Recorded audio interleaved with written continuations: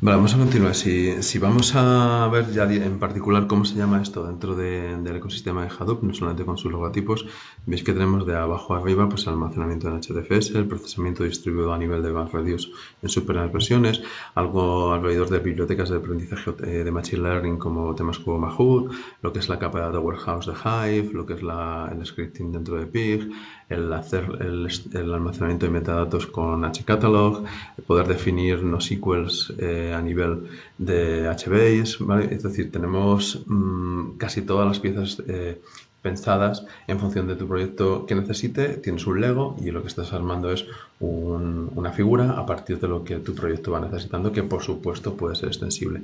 En el caso que vamos a tratar, además, tenemos la capacidad de visualizar también toda esta información dentro de lo que es el tema de Excel, ¿vale?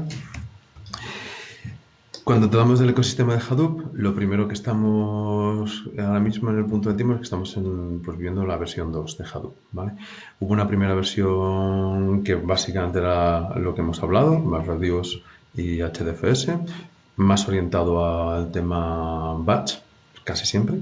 Y en la versión 2, bueno, pues se mejoró esto bastante. MapReduce pasa a ser uno de los motores, como TED y algunos de los otros que vamos a ver, pero se sustituye como gestión de recursos genérica para todos ellos lo que es el motor de YAML, ¿vale? Entonces al final hay una evolución del almacenamiento, del motor de gestión de recursos y de cómo interactuamos con estos elementos, ¿vale? Ahora mismo lo que vamos a trabajar y funcionar nosotros va a ser con todas las piezas que están en Hadoop, la versión 2.0, ¿vale?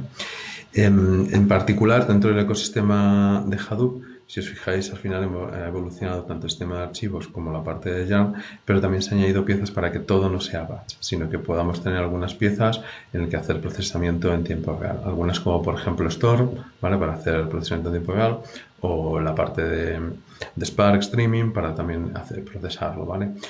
Han crecido los motores y han mejorado bastante, como Hive a nivel de Data Warehouse, el soporte de updates, transacciones y cosas por el estilo. Y como tal, pues ahora ya el trabajo dentro de un entorno de Hadoop con herramientas, pues bueno, bastante más amigables, se hace sencillo. Voy a enumeraros y daros una explicación sencilla, aunque la documentación es más extensa, de las piezas que conforman un proyecto completo dentro de Hadoop. No hay que abrumarse, dado que, como os decía, es un Lego en el que vas a ir poco a poco. De hecho, los ejercicios que vais a hacer ya veréis que son bastante sencillos y lo único que requieren es algo de tiempo para tratarlo, ¿vale? Como veis hay una foto en la que está desde la gestión y la provisión por entornos como Ambary, Zookeeper, a lo que es la segurización pues con entornos como Rangers, Sentry, Atlas y demás, a lo que es la ingesta de información en entornos de brokers como Kafka, Scoop o Flume, ¿vale? Vamos a trabajar bastante con Ambary fundamentalmente open source también, que nos va a ser bastante sencillo. De hecho, uno de los ejercicios que vais a hacer es desplegar una máquina virtual con la distribución de Horton Wars y ya dentro lleva incluido todos estos servicios y un despliegue con Ambary para que sea muy sencillo que os mováis, que no estéis lanzando comandos de Hadoop dentro de Linux desde línea de comandos, que por supuesto lo podéis hacer, pero que sea una herramienta un poco más amigable vía web. Vamos con el primero de los puntos, que como os digo, la documentación está algo más extendido. El Hadoop File System es un sistema de archivos, como hemos hablado varias veces, distribuido, escalable, en el que puedes crecer desde unos pocos nodos, normalmente un mínimo de 3 nodos, que es el factor de replicación que sueles configurar, que por cierto viene a 3 dentro de los archivos de configuración de Hadoop. Y a partir de ahí, una vez le has indicado cuál es el factor de particionamiento, así como cuál es el tamaño de cada uno de los bloques, lo va a ir distribuyendo para que siempre tengas disponible esa información en al menos 3 copias y que además a nivel de accesibilidad y a nivel de rendimiento también. Hadoop File System almacena todos ficheros no estructurados, ¿vale? Aquí no caen las bases de datos, los relacionales y demás. Esto todo siempre para ficheros no estructurados o semi-estructurados como el log. El segundo pilar en estos elementos es lo que tiene que ver con MapReduce, ¿vale? Al final estamos intentando seguir el paradigma de mover la computación al dato, recordar. Entonces es procesamiento distribuido en el que tú no tienes que preocuparte de esa distribución de mapeos y de map y reduce, que suele decir mapeos y luego lo que es la ejecución, ¿vale? La ejecución, como veis, al final es siempre en 3 pasos, ¿vale? Mapear, distribuirlo y lo que es la parte de reduce, ¿vale? Tú simplemente tienes que ir desarrollando las funciones de mapeo, utilizar el framework y finalmente escribir las funciones de reduce para extraer esos datos. La primera vez es un poco extraño, no os voy a engañar, por eso os pongo un ejemplo en JavaScript, ¿vale? En el que al final, a partir de un valor y una clave y el contexto, pues puedas ir moviéndote por un string en el que tienes palabras, por ejemplo, que estés sacando de un texto, un documento, sin más. Las funciones primeras dices, bueno, ¿y esto cómo hago? Pues te defines tu función de reduce y tu función de mapping, ¿vale? Y tienes esos dos elementos en el lenguaje que estés más habituado para trabajar con ellos, siempre y cuando esté soportado. Problemas, luego comentaremos algunos, pero esto hace unos años fue disruptivo completamente, cambió toda esta problemática. Anteriormente habría que basarla en otro tipo de sistemas con una potencia exagerada y unos costes asociados. Tercero y muy importante, y lo vais a utilizar lo primero, ¿vale? Que es la parte de Hive. Hive al final os va a ser sencillo porque comprende un lenguaje que se llama HiveQL, ¿vale? En el cual es un subconjunto del Transact SQL, de SQL, ¿vale? Entonces, sencillo hacer selects, en los updates, ese tipo de queries que habéis estado trabajando hace unas semanas también, ese conocimiento es reutilizable. No es el 100% de las cláusulas y tiene algunos cambios sintácticos, pero son mínimos, ¿vale? Y es una forma sencilla además de abrir que simplemente con un driver ODBC te conectes a lo que es tu entorno de Hadoop desde tu herramienta favorita, un Power BI, un un Tableau, un Qlik, lo que utilices, y a partir de ahí empieces a hacer tu tratamiento de la información para hacer informes sobre esos entornos de Big Data de una forma sencilla.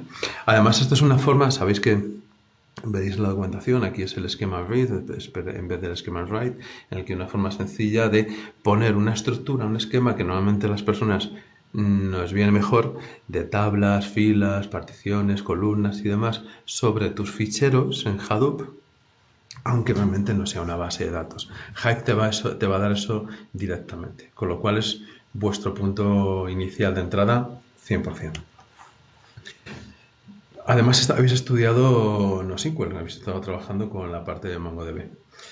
MongoDB es un NoSQL documental, muy potente, pero Hadoop también incluye un NoSQL columnar, ¿vale? Con lo cual son complementarios. Podrías tener un proyecto en el que perfectamente apareciera un MongoDB al lado de tu Hadoop y el HBase de Hadoop lo que esté haciendo es la parte que tiene que ver con NoSQL columnares, ¿vale? Al final las bases de datos columnares o los NoSQL columnares cada vez están en total uso, dado que dan mucho rendimiento en algún tipo de proyectos, eso es lo que estés haciendo.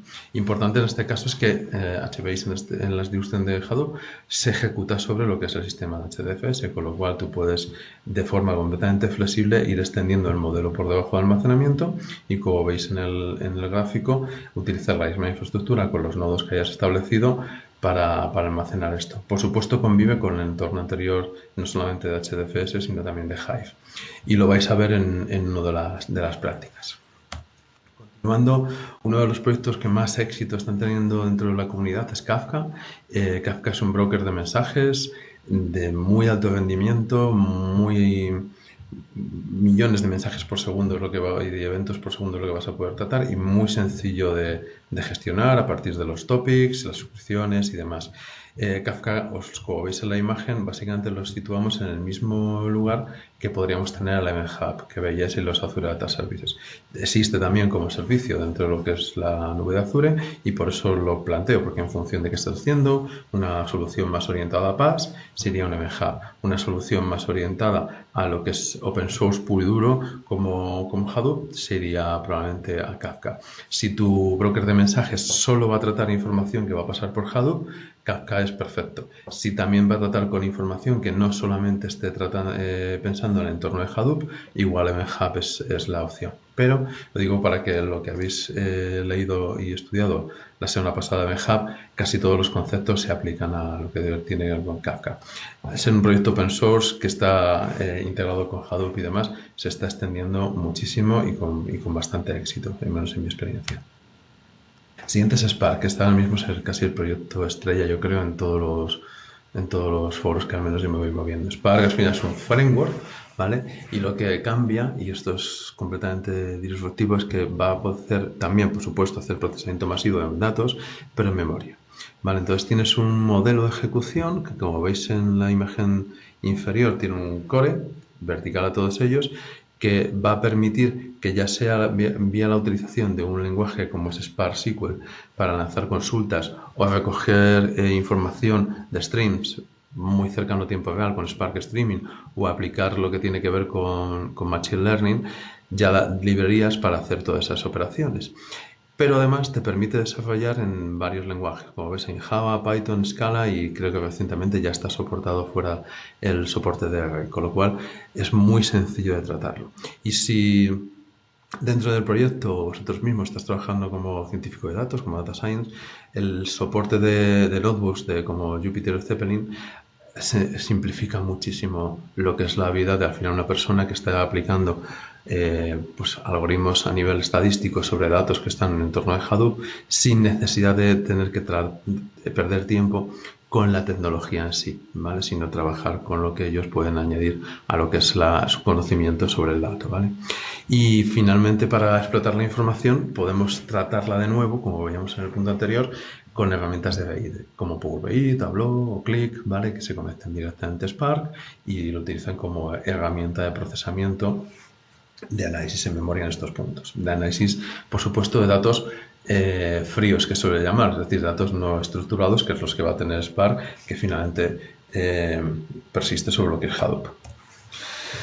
Uno de los lenguajes más utilizados últimamente y que más está creciendo también es R, ¿vale? Y por lo tanto también lleva su motor de R Server. Sabéis que hay varias distribuciones, lo que es la distribución del servidor de R de comunidad, completamente gratuita, y hay algunos servidores de fabricantes que extienden esas funcionalidades y le quitan algunas de las limitaciones que tiene la parte de comunidad.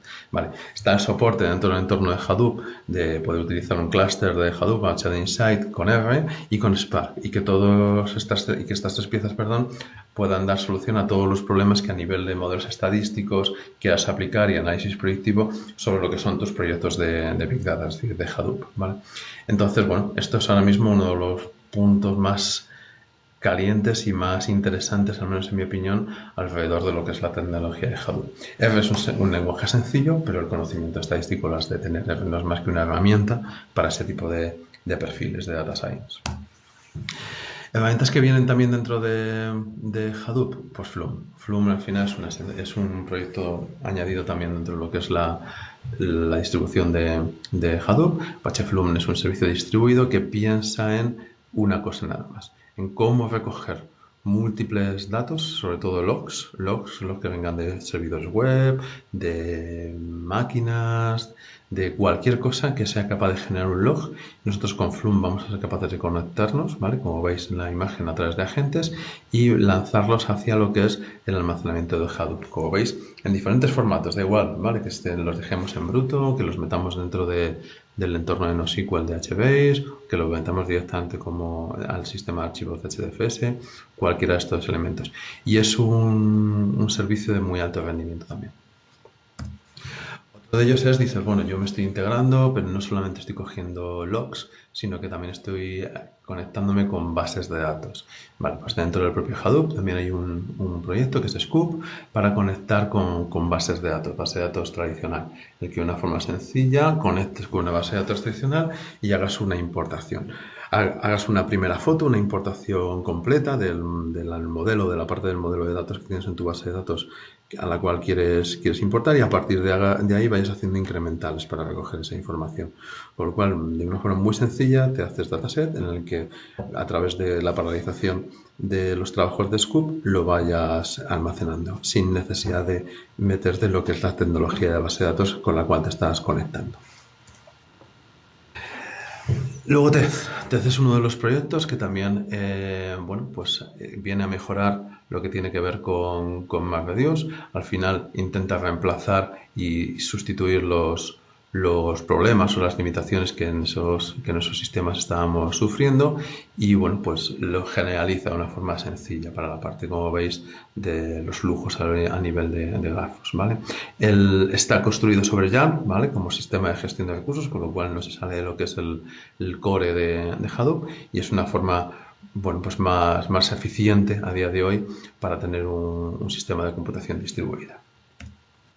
Tenemos Yarn, que lo hemos hablado en varios puntos anteriores sobre ello, que es, bueno, al final una forma de gestionar los recursos mejor que como anteriormente, ¿vale? Al final está separando y gestionando la información sin hacer tanta salida a disco como puede hacer un MapReduce antiguamente, con lo cual la parte batch lo reduce, llegando a aplicaciones, bueno, pues más cercano a tiempo real, y que puedan tratar de forma más rápida y más sencilla la información que estás recogiendo dentro de tu entorno de Hadoop, ¿vale?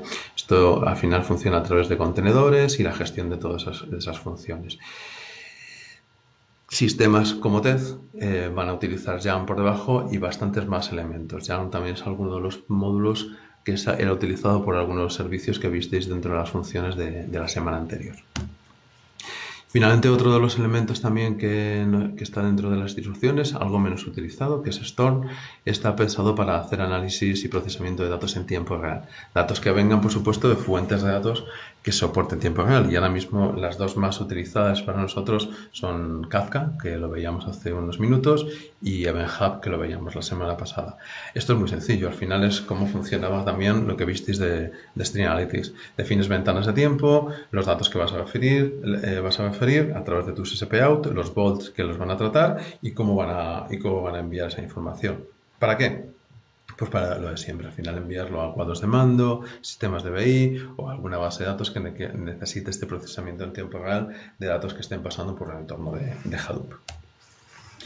Y uno de los puntos diferencial que también añade, aunque de forma sencilla para el entorno particular de Hadoop, es Mahout. Mahout es una librería de Machine Learning en el cual estos algoritmos de Machine Learning se ejecutan sobre los datos que tienes almacenados en tu clúster de Hadoop.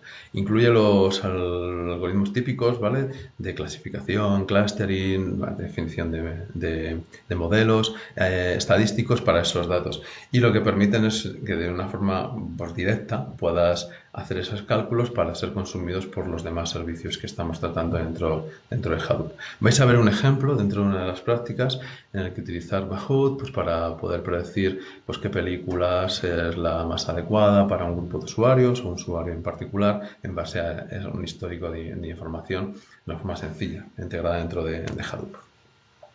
Y para terminar ya, esto lo dejamos, os voy a enseñar cómo dentro del propio entorno de Azure la configuración de lo que son tus clústeres de Hadoop, de HDInset en particular, dentro del portal, sin salirte. Está especificado, yo creo que lo más sencillo posible dentro de lo que es las prácticas, lo vais a ver, pero quisiera mostraros un poco cómo lo hago yo desde el portal.